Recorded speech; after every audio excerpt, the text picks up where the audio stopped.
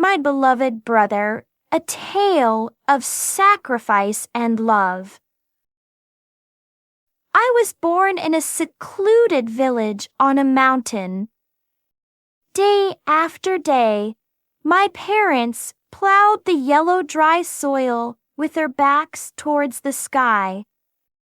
One day, I wanted to buy a handkerchief, which all girls around me seemed to have.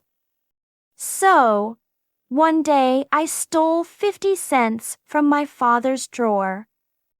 Father discovered about the stolen money right away. Who stole the money? He asked my brother and me. I was stunned, too afraid to talk.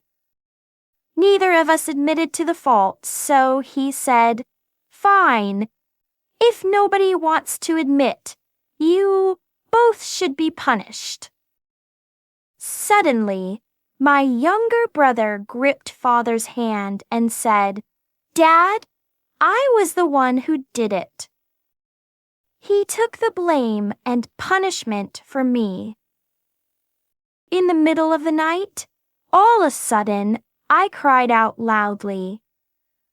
My brother covered my mouth with his little hand and said, "Sis, now don't cry anymore. Everything has happened." I will never forget my brother's expression when he protected me. That year, my brother was 8 years old, and I was 11 years old. I still hate myself for not having enough courage to admit what I did. Years went by, but the incident still seemed like it just happened yesterday. When my brother was in his last year of secondary school, he was accepted in an upper secondary school in the central part of town. At the same time, I was accepted into a university in the province. That night, Father squatted in the yard, smoking packet by packet. I could hear him ask my mother, "Both of our children, they have good results." "Very good results." Mother wiped off her tears and sighed. "What is the use? How can we possibly finance both of them?" At that time, my brother walked out.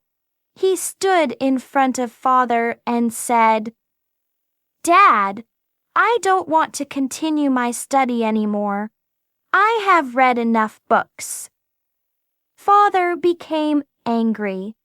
"Why do you have a spirit so weak? Even if it means I have to beg for money on the streets, I will send you two to school until you have both finished your studies." And then he started to knock on every house in the village to borrow money. I stuck out my hand as gently as I could to my brother's face and told him a boy has to continue his study. If not, he will not be able to overcome this poverty we are experiencing. I, on the other hand, had decided not to further my study at the university.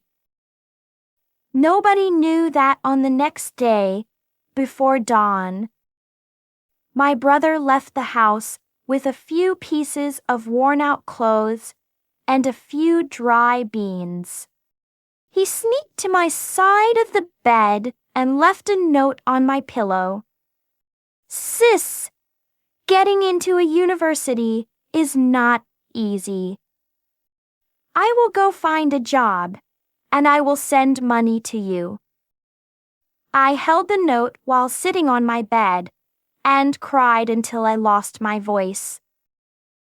With the money Father borrowed from the whole village, and the money my brother earned from carrying cement on his back at a construction site, finally, I managed to get to the 3rd year of my study in the university.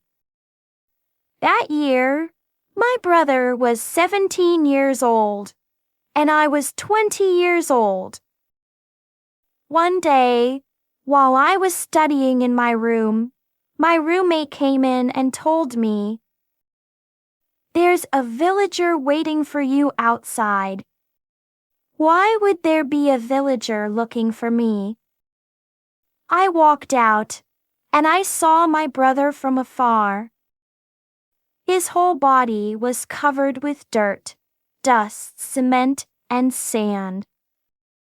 I asked him, "Why did you not tell my roommate that you are my brother?" He replied with a smile, "Look at my appearance. What will they think? If they would know that I am your brother, won't they laugh at you?" I felt so touched, and tears filled my eyes. I swept away dirt and dust from my brother's body and told him with a lump in my throat, "I don't care what people would say. You are my brother no matter what your appearance." From his pocket, he took out a butterfly hair clip. He put it on my hair and said, "I saw all the girls in town are wearing it. I think you should also have one." I could not hold back myself anymore. I pulled my brother into my arms and cried. That year, my brother was 20 years old, and I was 23 years old. After I got married, I lived in the city. Many times my husband invited my parents to come and live with us, but they didn't want. They said once they left the village, they wouldn't know what to do. My brother agreed with them. He said, "Sis, you just take care of your parents-in-law. I will take care of Mom and Dad here."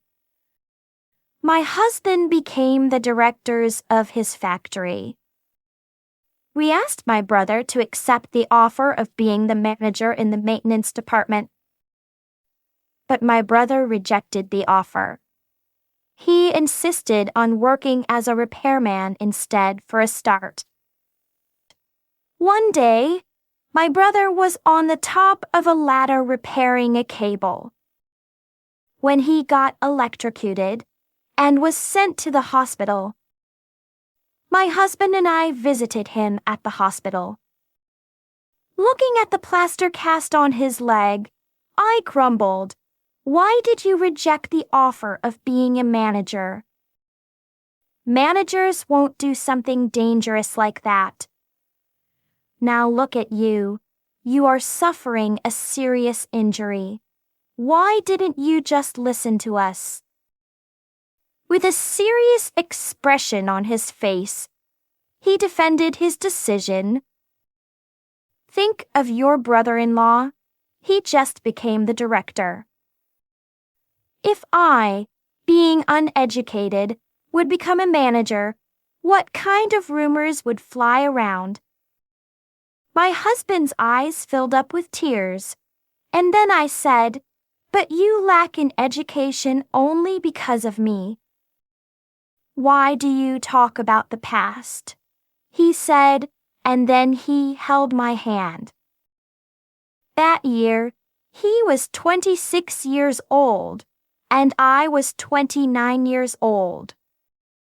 My brother was 30 years old when he married a farmer girl from the village.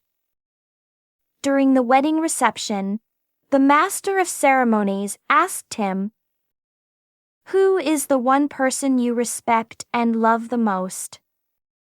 Without even taking a time to think, he answered, "My sister."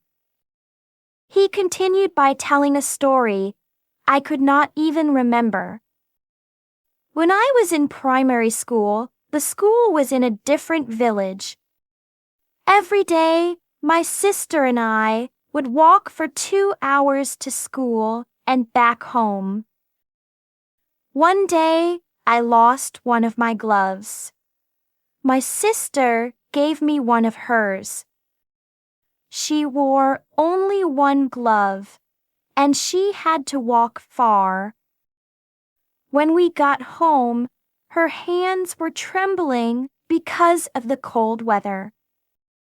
She could not even hold her chopsticks. From that day on, I swore that as long as I lived, I would take care of my sister and would always be good to her. Applause filled up the room.